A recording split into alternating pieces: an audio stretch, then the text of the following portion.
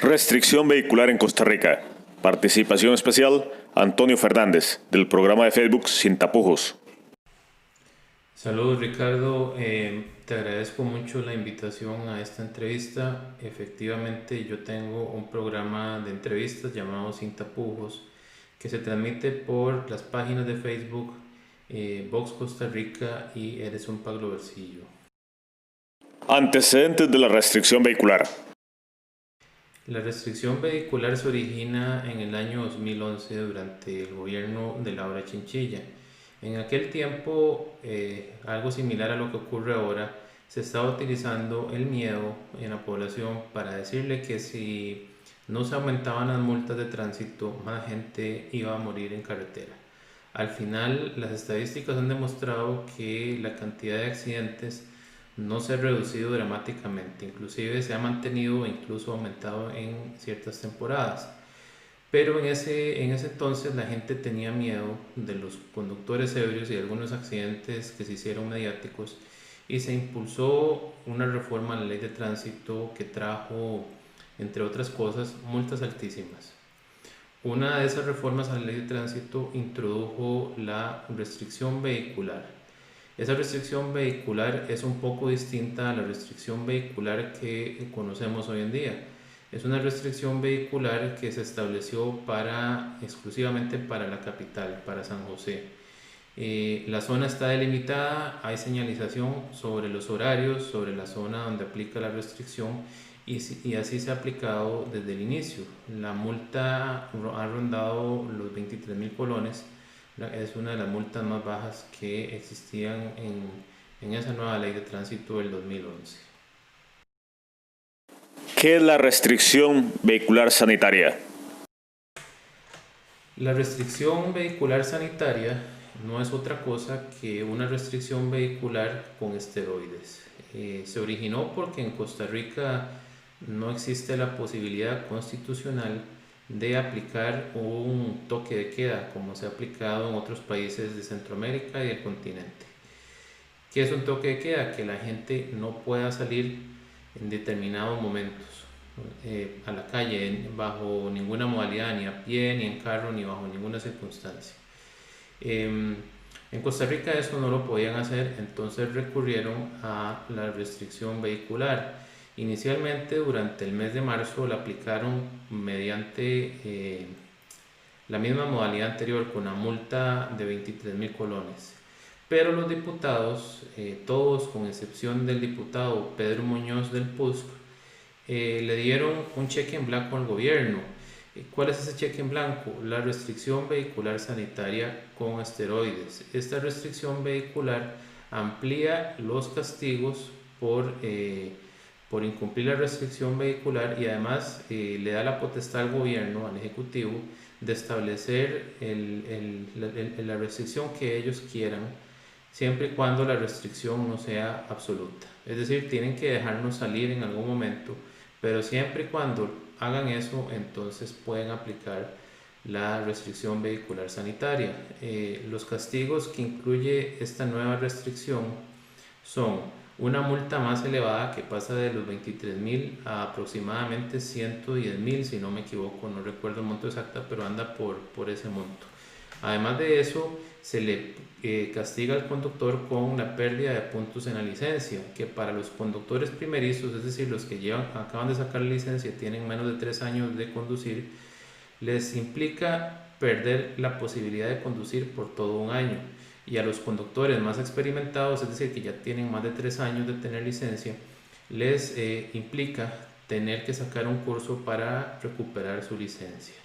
Además de eso, se le bajan las placas al vehículo y no se le regresan hasta que haya cancelado la multa y haya pasado un tiempo que puede ir desde un mes a los 2 meses, siempre y cuando se haya cancelado la multa.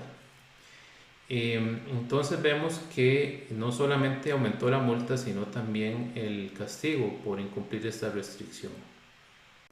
¿Posibles intenciones del gobierno con esta medida?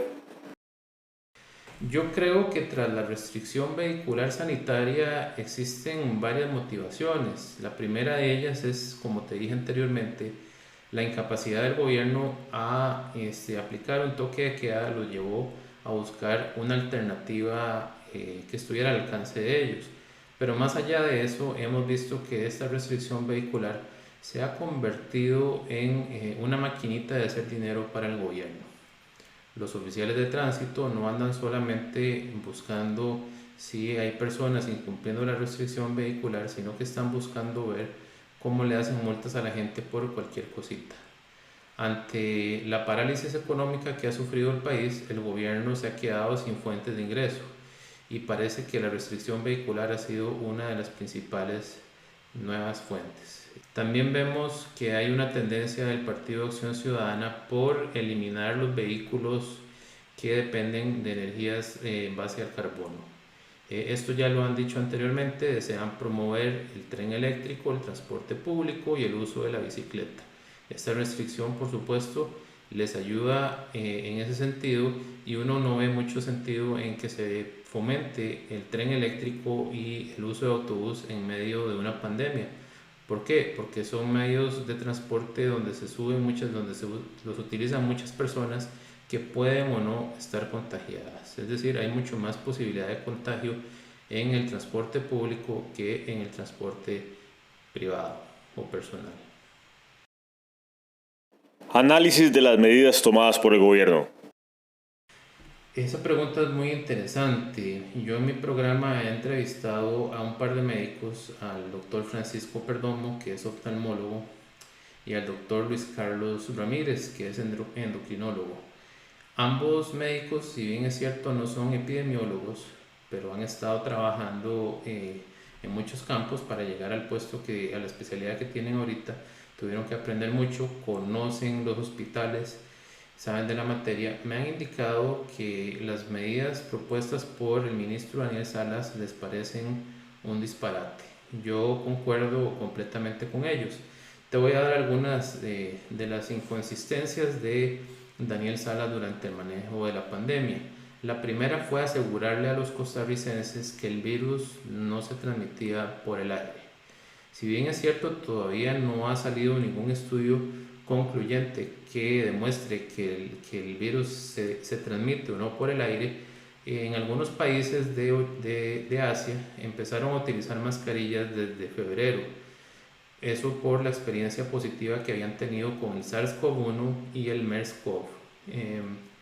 Uno tendría a pensar que podrían las mascarillas ser efectivas para el SARS-CoV-2. Resulta que Daniel Salas no solamente no las hizo obligatorias como se está haciendo ahorita en septiembre, sino que primero no las recomendaba y decía que no servían para protegerse. Después propuso que se podía utilizar careta o mascarilla por igual, y ahora finalmente, iniciando desde el 9 de septiembre, ha establecido el uso obligatorio de mascarillas, de las mascarillas que él quiere. Entonces uno puede ver cómo Daniel Salas, si tiene razón con esta última recomendación, básicamente pasó 6 meses sin saber lo que estaba recomendando. Tenemos la pifia del Día del Padre, porque un jueves anunció que iba a establecer la fase 3 de apertura, y el día siguiente, viernes, llega y sorprende a todo el país diciéndole que se va a cancelar la celebración del Día del Padre un domingo, aplicando una restricción sanitaria mucho más fuerte.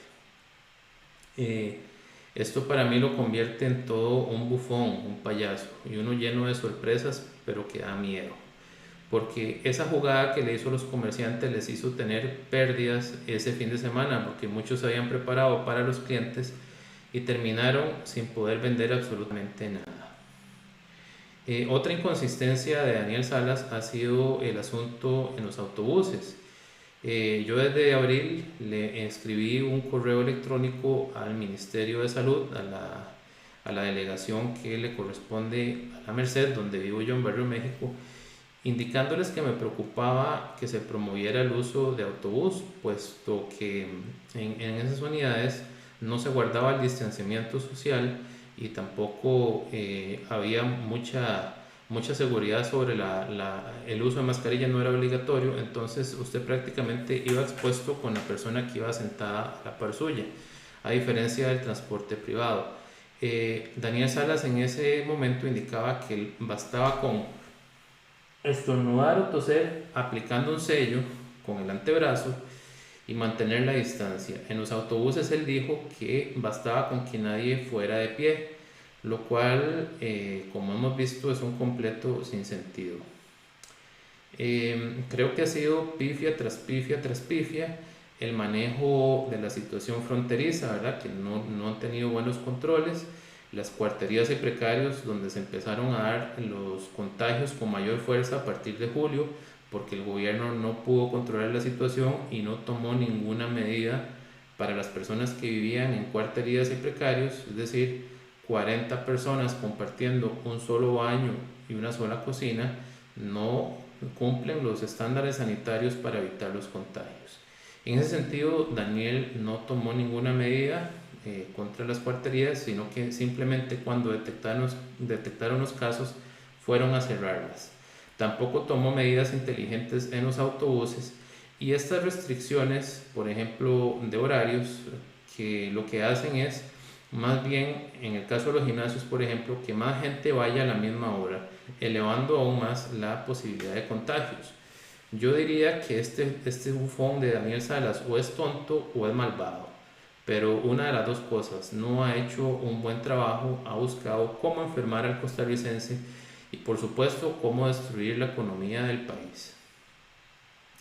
Finalmente, te quería indicar que los mismos médicos me han dicho que los muertos relacionados con COVID-19 los hay de dos tipos.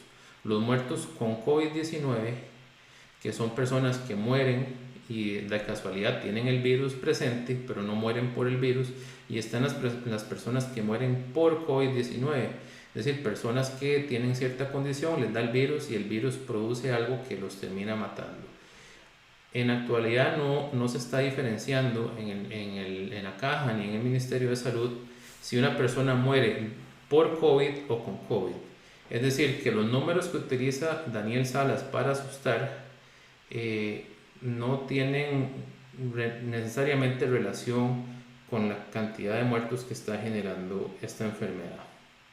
Entonces, la conclusión es que este manejo ha sido pésimo desde todo punto de vista, ha sido terrible, se ha concentrado en destruir la economía, en imponerle a los costarricenses medidas absurdas, antojadizas de Daniel Salas, como eso de salir de la playa primero a las 8:30, después a las 9:30, después a las 2:30 de la tarde, como si el virus tuviera un horario para ir a atacar a las personas. Algo realmente estúpido, completamente idiota. Bueno, no tengo otras palabras para referirme al manejo de Daniel Salas, y lamentablemente hay gente que lo han diosado y lo han convertido en una persona en la que no se le puede discutir nada. Vemos que fue a cuidar al papá, que estaba enfermo de otra cosa aparentemente, y se le enfermó de COVID-19. Finalmente, lo último que quiero decir es que además de eso, pasa regañando a la gente antojadizamente. Por ponerte un ejemplo, la marcha de las feministas del domingo anterior, donde claramente veíamos mal uso de la mascarilla, poco distanciamiento social, personas sin mascarilla, y Daniel Salas no dijo nada al respecto. Pero un 15 años, una fiesta en Limón, eso sí lo molesta y eso sí enferma a la gente. Que se ponga serio este carajo, porque los costarricenses no somos tan estúpidos y ya estamos cansados de tanta inconsistencia. Bueno, Ricardo, un placer concederte esta entrevista. Esperemos que podamos estar en contacto en el futuro, ya sea entrevistándote yo en mi programa o que me hagan otra entrevista a mí.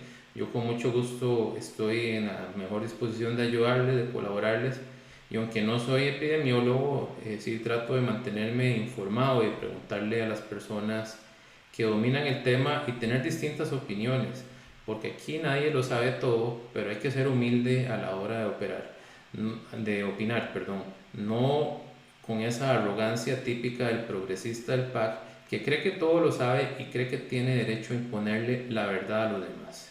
Muchas gracias. Un tema bastante interesante, esperamos compartan el video y se suscriban al canal.